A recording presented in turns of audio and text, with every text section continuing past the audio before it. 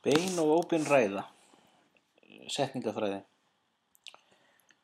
Ég ætla að byrja á að tala eins eina af frægustu ræðum sögunar, Gettysburgar ávarp Abraham Lincolns, forseta Bandaríkjanna.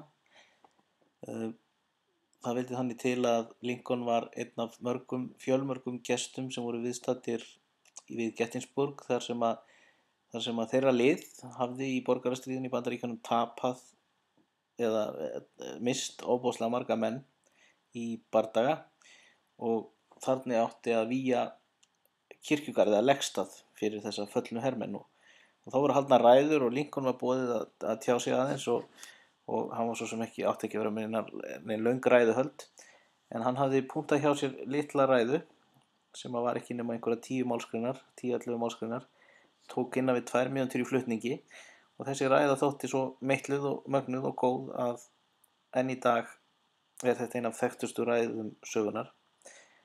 Og þetta er alveg skemmtilegt að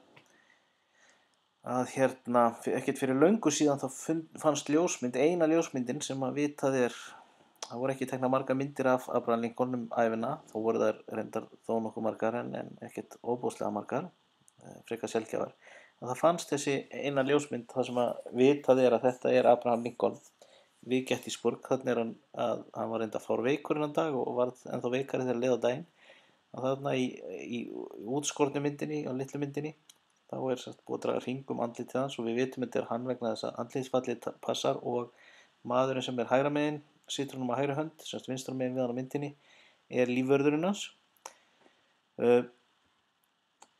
Málið sem ég ætla að tala er að það eru til nokkrar útgáfur af ræðunni og það eru misjafnar.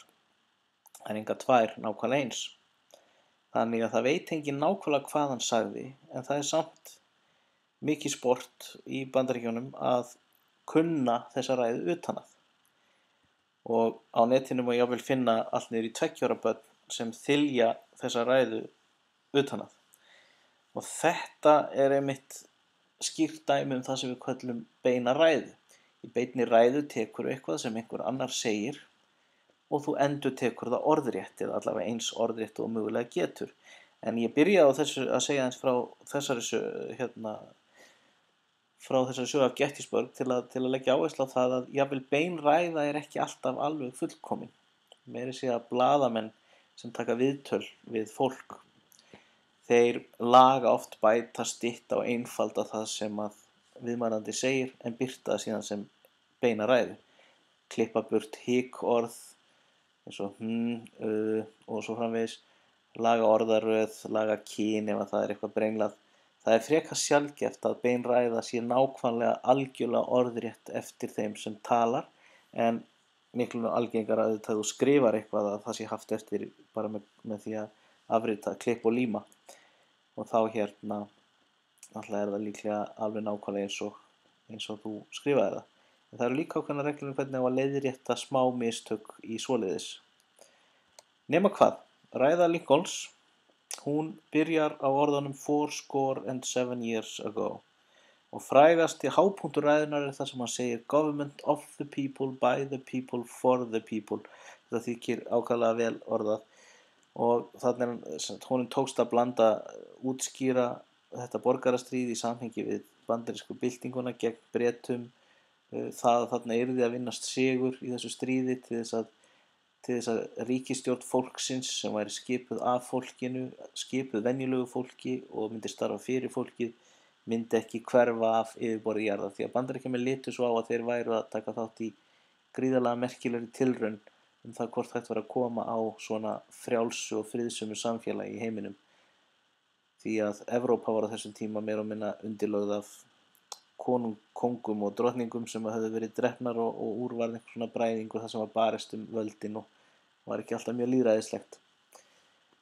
Nema hvað, á íslensku þá þýðir þetta 7 years ago, þýðir fyrir 87 árum, skor er bara svona mæleining, merki 20, og ríkisstjórn þjóðarinnar skipuð af þjóðinni fyrir þjóðina. Hvort tveggja eru þetta beinar tilvitnanir í ræðu Lincolns. Þannig er ég nákvæmlega að segja hvað Lincoln sagði. Og orðréttar tilvitnanir eru það sem við köllum bein ræða. og það eru mjög oft afmarkaðar með gæsalöppum og íslenskar gæsalappir eru öðruvísi heldur en enskar. Í íslensku fyrri gæsalappirnar niðri og seinni gæsalappirnar uppi og það vísa halanum út.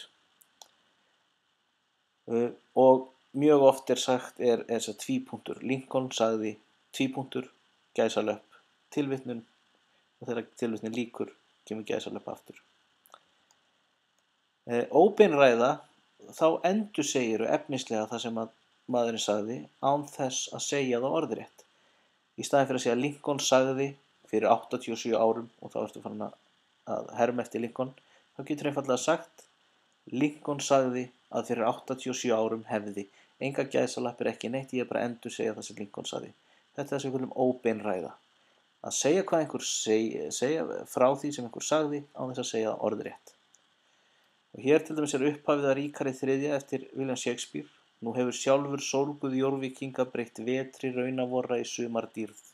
Hvert ský sem yfir ættum vorum grúfið grafið djúpt í dimman hafsins barm. Þetta er bein ræða.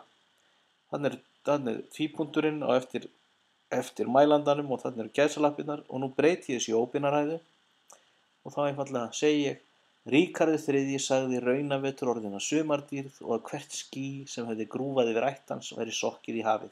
Og þarna get ég byrjað að einfalda aðeins og snyrta og velja úr hvað ég segi. Það get ég ekki gert eins og auðvitað með beina ræðu. Þó ég geti sleppt úr með því til dæmis að setja hornklofa og punkta, 3 punkta og loka hornklofunum.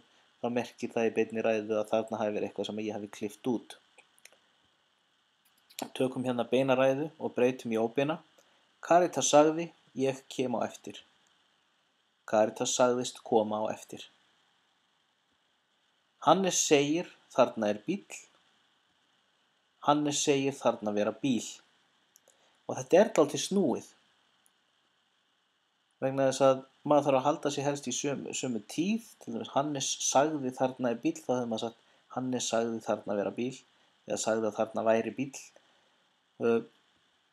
Ólöf segir, mér þykir það fínt.